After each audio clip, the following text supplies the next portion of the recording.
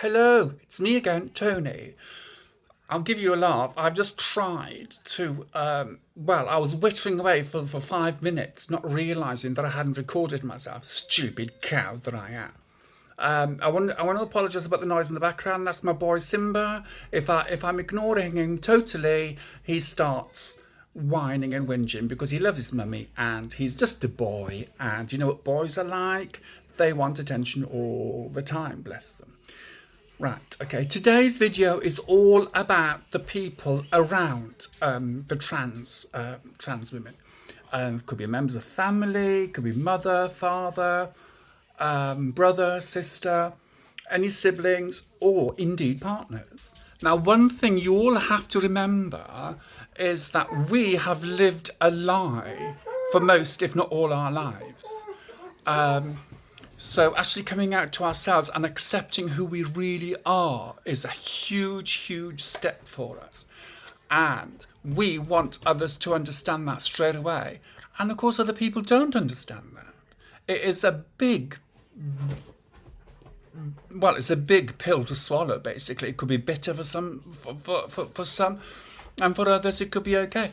But most people will be upset, angry, especially if you're family members, like especially mothers. I've noticed it's more towards the mother that gets all these situations, that anger, grief as well, because they think, oh, I've given birth to a boy who is now going to be, I've given birth to a son which I brought up for say 12 years, 14 years, or however old you are, and then all of a sudden, for them, for the mother, for the parent, all of a sudden you don't want to be that boy that they've brought up for however many years, and now you want to be a girl, and now you're trans, and that is such a big step. So what we need to do as trans people is try to understand what other people feel and are going through. Excuse me, I think the dog is worrying the cat. Simba! Leave him, thank you. Sorry about that. No editing, like I said, so if you hear a cat, it's Simba, like cleaning him, and the cat doesn't like it. The cat's 16, by the way. So, but anyway, so going back to the trans issue, the first step that we take is coming out and then going to the GP, blah, blah, blah, whatever like that. But our real first step should sit our next of kin down, our siblings, our partners, and explain how we're feeling, explain what it's doing to us, explain how hurt we are. But we need to actually understand as well how they will be feeling and how it's going to affect them. It's not just us that are trans that are actually going through this, it is the people around us as well. And for them, it could be, it is a really big pill to swallow. In some cases, a bitter pill to swallow. And a lot of relationships between families, between partners, have actually broken down because of it. And the reason being is, especially the partner side, is that that the partner feels as if they've been lied to all along, that they've been lied to, and the whole relationship was a lie. But I have to say that the relationship itself was not a lie. It is the person that were lying to themselves and pretending that everything was okay. But deep down it wasn't. And the sooner that we trans people come to terms with that, the better for all concerned, really. The younger you are to actually come to yourself, come to your, not senses, but accept yourself as who you really are, the better. Now, I started my journey when I was in my early 20s. I did say that in my last video that the first GP I saw was physically getting turned on, coming out with all this, that and the other. And the second GP, she was brilliant, Dr. Jones. And the third GP, she was like, no, you're just a drag queen, Tony, you're just a transvestite, stay the way you are, blah, blah, blah. And this was in the 90s, that was in the 90s, which was really, it was in the 90s, very late 80s, very early 90s, because I left London in 94. Was it 95? 95, yes, it was 95. Excuse me, itchy nose. I left London to go to Kent. It was in 1995. And it was around that time that the GP told me, my latest GP told me that, no, you're not transsexual, which was the word in those days, no such thing as transgender. So we were all transsexuals. But hey, now it's transgender, which I think covers all, do you know what I mean? So, and it's gender, that is being changed, not our sexuality. And that's another thing I will touch on. Pardon me. Oh, grief, it must be that bit of sacking I had for tea. But as I was saying, I was just repeating that mouth. Oh, God, don't eat sacking, I can tell you. But anyway, so, yes, it's just, we have to come to terms with being trans ourselves. And then we have to understand and let other people around us come to terms with it as well.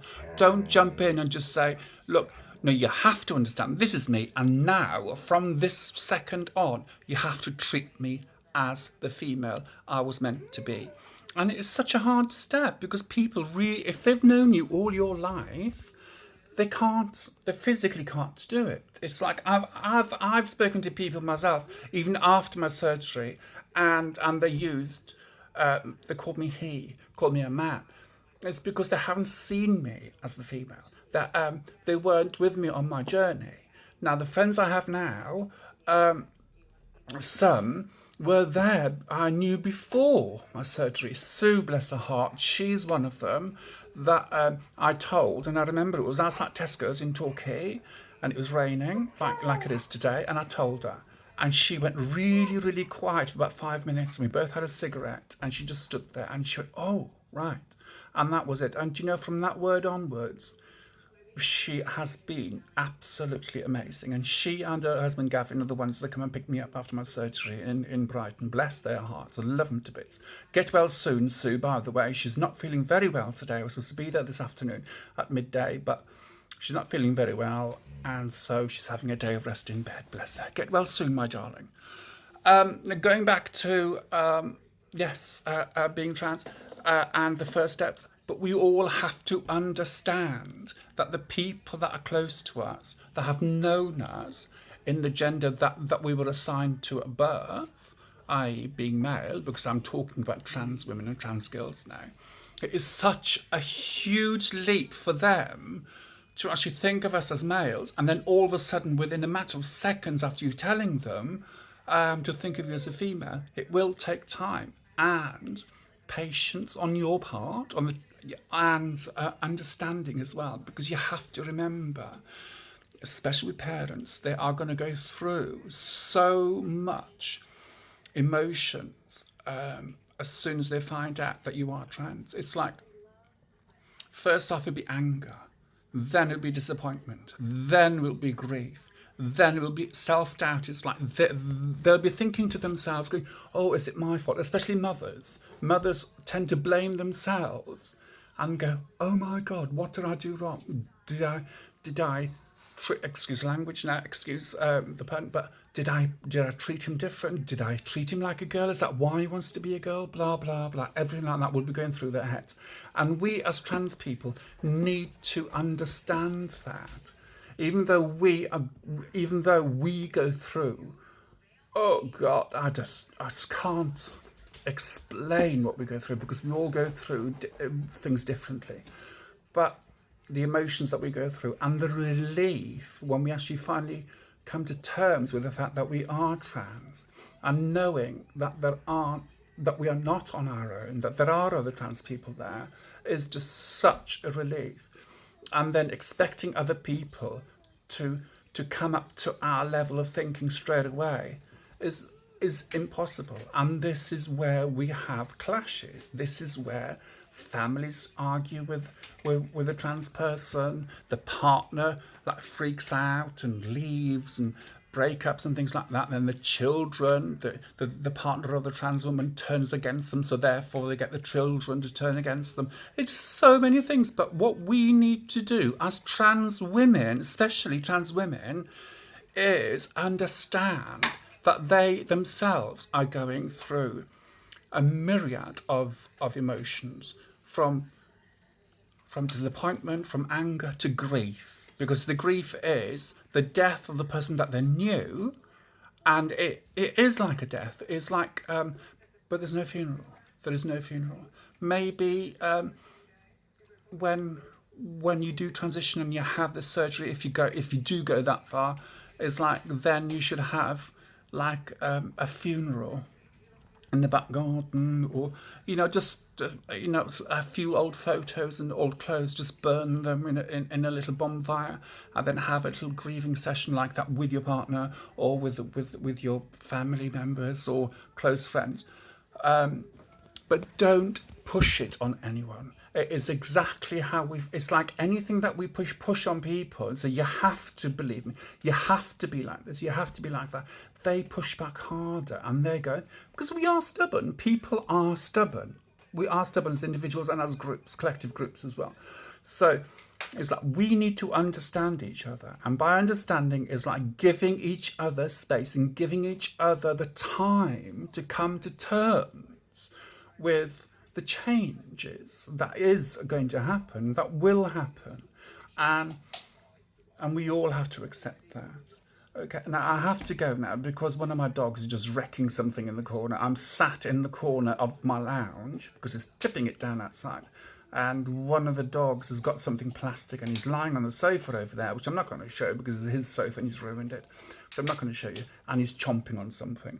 So I shall bid you adieu now, and I will carry on. But please, please, please, if you like this, click the like button, click the subscribe button, and click on the bell so you can have notifications every time I post a new video. I will be. I'm going to endeavour to post 3 videos a week, like Tuesdays, Thursdays, and Saturdays. And maybe a few in between as well, little snippets or whatever like that. That comes to mind. Oh my God, she does look like Dracula's daughter today, doesn't she? Bless her. But there you go. The hair needs doing and everything, the face and whatnot. But there you go. Anyway, so I will speak to you soon. And thank you for listening. So, but anyway, subscribe, share the hell out of this. If it helps one person, that's all I want to do. Which is brilliant because this is the aim of that, to help people, including trans and I can't say this enough, and the people around trans people. It's like to help all of us to understand each other, by not forcing ourselves onto other people, by not saying, right, you have to accept me as the way I am, because people are really strange. That we all hate changes, we all do. And what's the biggest change that we go through is our gender change. And believe you me, that is the hugest, the most difficult, and the most amazing thing you'll ever do. And I do apologise about the camera moving all the time again. So if you get motion sickness, please let me know. But anyway, I've got to go because this is coming up to, oh gosh, nearly 15 minutes of me just gabbing on. I need to make notes, and so that I don't digress, that I don't go away and witter on like an old fishwife for about 15-20 minutes. But anyway, thank you so much for listening. Like, subscribe, press on the little bell at the bottom there next to the subscribe button. That will give you notifications. But I will be posting on Facebook, Twitter and Instagram every time I make a new video. So if you are as a Facebook friend or on Twitter, on my Twitter feed or on my Instagram feed, you will know. And another thing as well, please, please, please share the hell out of this, because this is for people, not just for trans people, but for people in general. I just want to educate everyone. That's what I want to do, is educate everyone about being trans and about the steps that we go through ourselves, and what I've seen myself with people that have trans children or trans siblings or partners that become trans, whatever like that. So, but anyway, so if this does make sense, share the hell out of it, and I'll speak to you soon. Okay then, bye.